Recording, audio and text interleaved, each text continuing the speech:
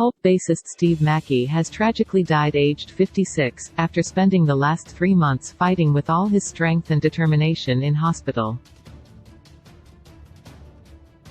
The musician passed away on Thursday morning, the band announced as his heartbroken wife Katie Grand revealed he had secretly been battling with his health. The news has come as a shock to fans, which comes 5 months after Steve revealed he wouldn't be taking part in Pulp's reunion. In an emotional tribute, Katie said she is shocked and devastated by Steve's death, while the band paid homage to their beloved friend. Stylist Katie wrote on Instagram, "After 3 months in hospital, fighting with all his strength and determination, we are shocked and devastated to have said goodbye to my brilliant, beautiful husband, Steve Mackey. Steve died today, a loss which has left myself, his son Marley, parents Kath and Paul, sister Michelle and many friends all heartbroken. Steve was the most talented man I have ever known, an exceptional musician, producer, photographer and filmmaker. As in life, he was adored by everyone whose paths he crossed in the multiple creative disciplines he conquered. I would like to express my heartfelt thanks to all the NHS staff who worked tirelessly for Steve. He will be missed beyond words. The family has asked for privacy at this time. Steve married his longtime girlfriend, Katie, in 2009 and welcomed son Marley in 1996. Rock band Pulp, who formed in Sheffield in 1978, shared a photo of Steve on tour in South America in 2012 and wrote, "Our beloved friend bass player Steve Mackey passed away this morning. Our thoughts are with his family loved ones." This photo of Steve dates from when Pulp were on tour in South America in 2012. "We had a day off. Steve suggested we go climbing in the Andes. So we did. It was a completely magical experience. Far more magical than staring at the hotel room wall all day, which is probably what we'd have done otherwise." They continued, "Steve made things happen in his life in the band. We'd very much like to think that he's back in those mountains now, on the next stage of his adventure. Safe travels, Steve. We hope to catch up with you one day. All our love." No cause of death has been announced. Fans and friends took to the comment section to share their condolences. Model Martha Hunt typed, "Oh no. Sending love and strength to you and your family," while Dior's creative director Kim Jones added, So sad, love to you." One fan wrote, "He will truly be missed," while another typed, So sorry to hear this news. Lots of love to everyone who knew him. Another said, "Very sorry to read this. Rip Steve.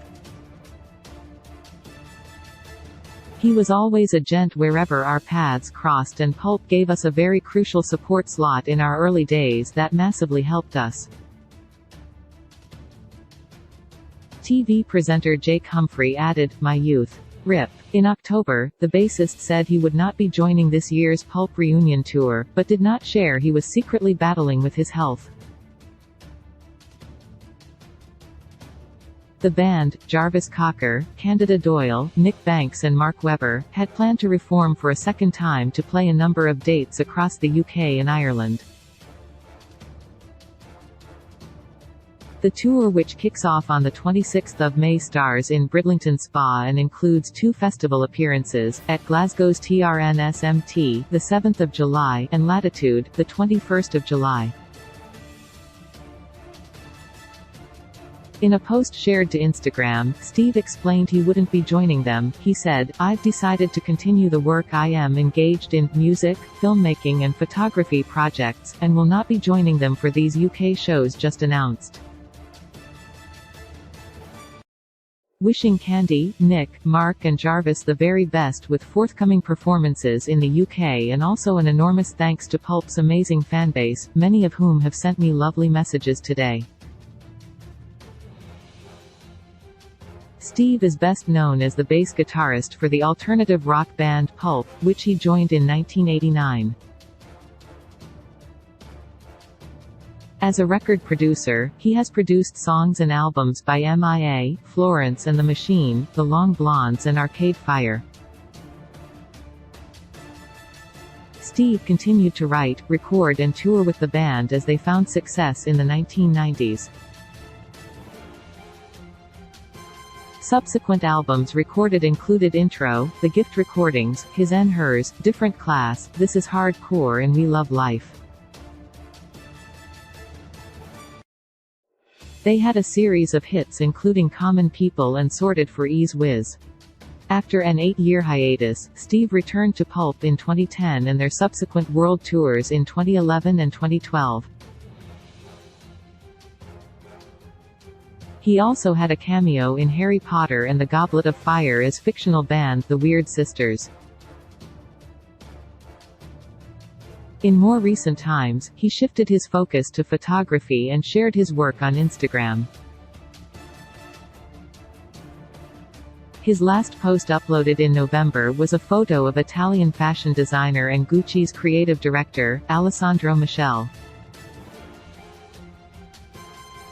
He wrote at the time, Bravissimo Ale. A true dreamer and always fearless, inquisitive, inspiring and fun to work with Baroque, sacred sounds, musique concrete, industrial, a real pleasure to work with you and such strange and wonderful recordings, artists, ensembles and performers over the last 7 years. Excited for your future experiments. In a 1996 interview for Rough Trade, Steve reflected on being in a rock band in the 90s. He said, I think if you are in a band that are popular then you might as well enjoy it. That's what we always wanted to do and I don't think there is anything wrong with being silly. You'd be throwing away a bit of a golden opportunity, you might as well be a librarian all of your life. In 2014, Steve said his proudest song is This Is Hardcore and looked back at his time in the band. He told Now Then magazine, we got to do a lot of the things we hoped we could do with the band. We spent a long time in the 80s and 90s just hoping that someone would listen to us. Everything else that happened is out of our control after that. We got to make the records in a time when we could be quite ambitious. In the 90s, you could still use an orchestra on a record.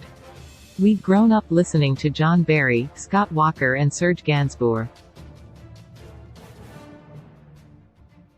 We wanted to be able to do those things and we were lucky enough to be able to.